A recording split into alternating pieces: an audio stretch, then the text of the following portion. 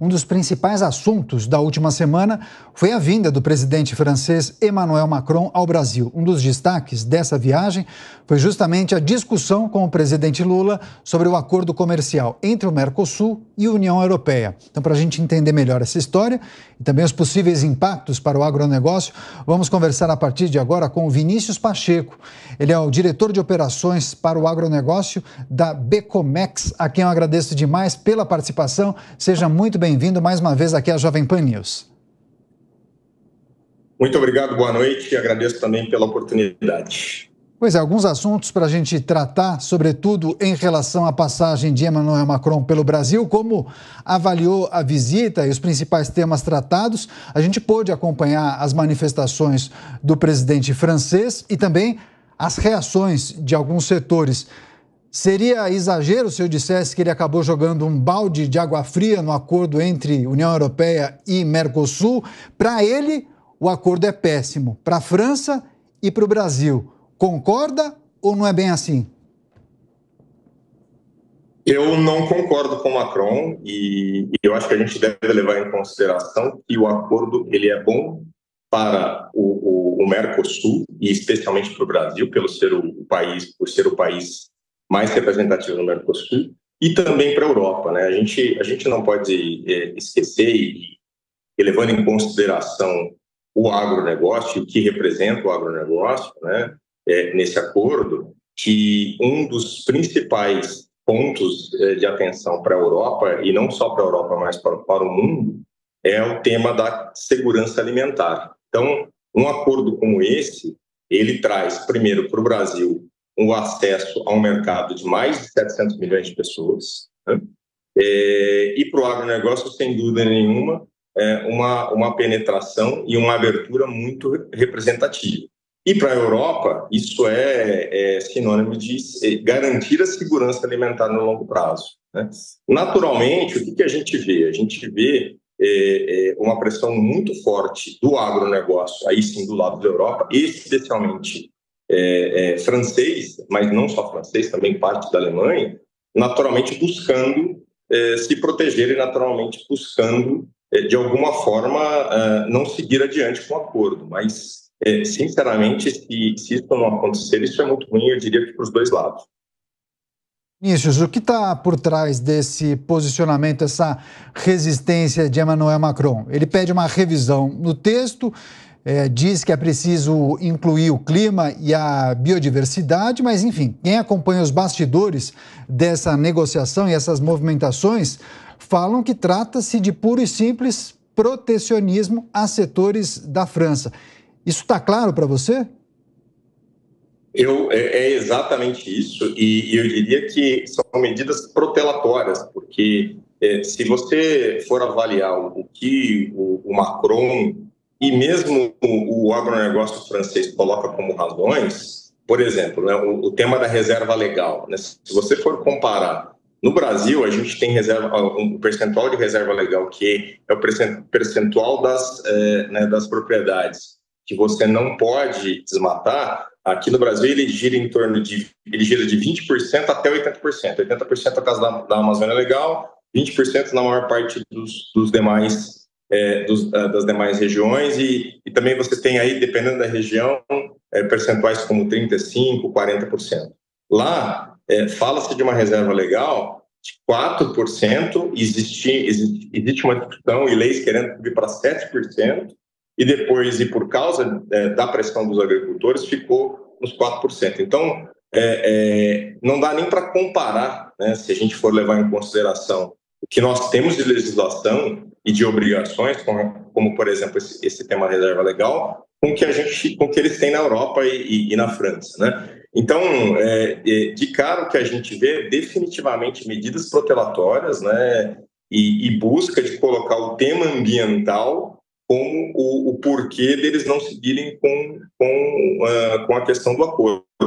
E veja, né, o Brasil tem uma legislação ambiental, uma das mais modernas do mundo, né? E definitivamente são medidas protelatórias e medidas protecionistas em função da pressão que os agricultores, que o agronegócio, especialmente francês, tem feito em cima do presidente. Estamos conversando com o Vinícius Pacheco, diretor de operações para o agronegócio da Becomex. Agora, queria também pedir sua reflexão para a gente conseguir ilustrar para a nossa audiência, na hipótese do acordo ser fechado nos patamares atuais e com o texto atual sem nenhum tipo de mudança. Qual seria o incremento para o Brasil ou para o Mercosul? Já há projeções nesse sentido em relação a incremento na área econômica, mas também em investimentos?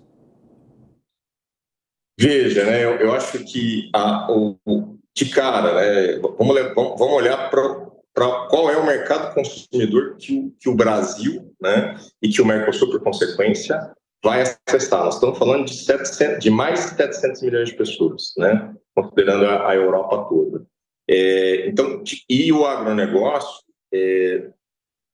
vai ter uma penetração e tem vantagens competitivas muito, muito fortes. Então, de cara, o que a gente vê? Que o Brasil vai se posicionar e vai ter grandes avanços e grande protagonismo com relação à sua pauta de exportação, e aqui a gente está falando de carne, de soja, de cacau, né?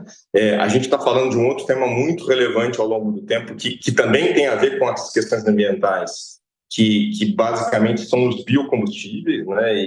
E aí o Brasil está avançando muito fortemente em biocombustíveis, por exemplo, combustível de aviação, o SAF, né? Completamente alinhado com os temas ambientais. Então, ou seja, para o Brasil, e especialmente para a pauta do agronegócio, os incrementos são bastante relevantes. A visita de Emmanuel Macron ao Brasil, o acordo Mercosul-União Europeia, em destaque nessa entrevista especial.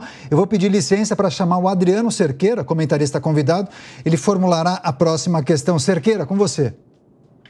Boa noite, Vinícius. Eu queria saber como que estão as ações do governo brasileiro no sentido de tentar destravar, né, esse acordo envolvendo Mercosul e União Europeia. Houve algum tipo de avanço?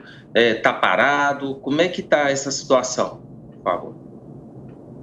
Veja, o Brasil continua naturalmente buscando esse avanço com os outros países. Os outros países têm declarado, têm mostrado interesse, muito mais do que a França. Como eu comentei, né, no caso da Alemanha, você tem alguma coisa do próprio agronegócio também sendo uma forma de barreira, mas vamos pensar ao contrário, né? Vamos tirar um pouco o agronegócio da discussão e vamos olhar qual que é o interesse da Europa no Brasil, né? O que a gente vê de cara, né? A gente vê definitivamente toda a pauta industrial, né, da Europa sendo muito facilitada. A gente está falando aqui de um mercado consumidor aqui, aí, em contrapartida, na casa de mais de 300 milhões, sendo que o Brasil representa aí na casa de 210 milhões. Então, existe um interesse muito grande dos demais países, as conversas continuam. Naturalmente, a França ela é relevante. Se um país não tiver de acordo, definitivamente os demais não, né, como bloco, não vão.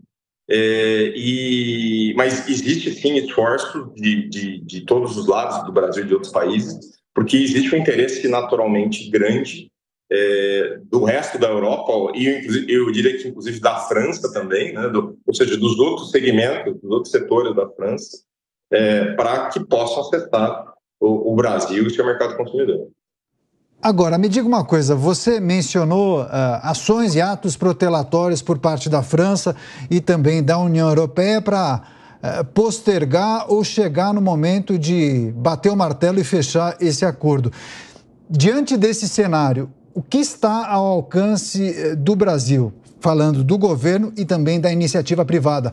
É possível sugerir ou promover algum tipo de mudança de forma rápida e breve e pontual nesse acordo para atender aos anseios europeus, ou não adianta? Qualquer tipo de mudança, eles sempre vão criar um novo empecilho. Você imagina que é alguma coisa nesse sentido? Olha, o grande ponto, e eu diria que o tema é político, né? E a França aparece como grande blocker desse acordo. O que a gente vai ter que avaliar é, efetivamente, o agronegócio francês, ele tem essa força tal que realmente vai colocar o Macron numa situação em que ele não vai seguir com o acordo. Eu acho que essa é talvez a pergunta-chave, né? Há mais discussões e mais concessões, isso pode fazer com que eles movam?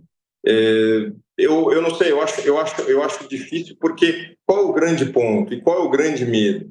Mas é um medo que, sinceramente, eu não vejo como escapar do que vai acontecer daqui para frente. O Brasil é uma potência do agronegócio. Eles precisam, pensando no longo prazo, garantir a segurança alimentar. Só com o agronegócio local, eles não alimentam essa população de mais de 700 milhões. Então, o que eu diria é que a chave da questão é quanto definitivamente o agronegócio francês vai conseguir continuar deixando uma situação tal que ele vai ser o blocker, ou a França vai ser o blocker desse acordo.